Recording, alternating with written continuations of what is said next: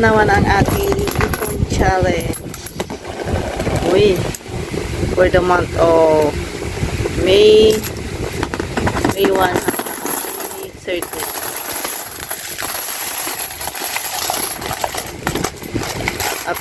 Update tayo guys sa ating ipon challenge.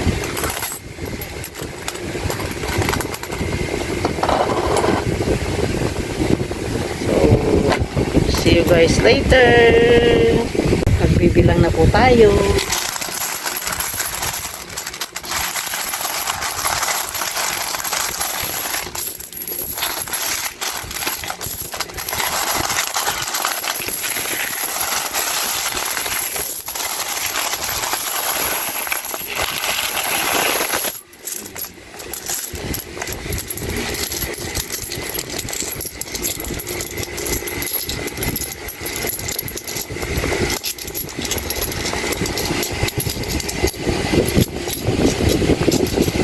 So ayan na guys, nabilang na namin ang aming ipon challenge itong buwan ng May.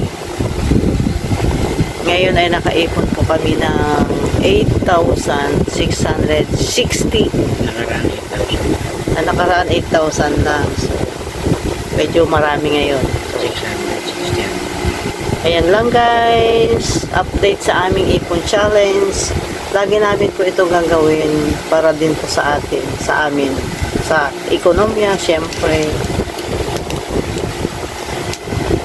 At yung iba dyan ay pambayad ng utang.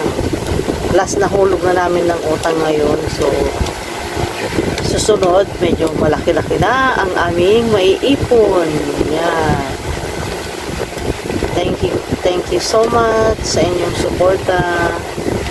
Maraming salamat. Thank you for watching. See you next vlog.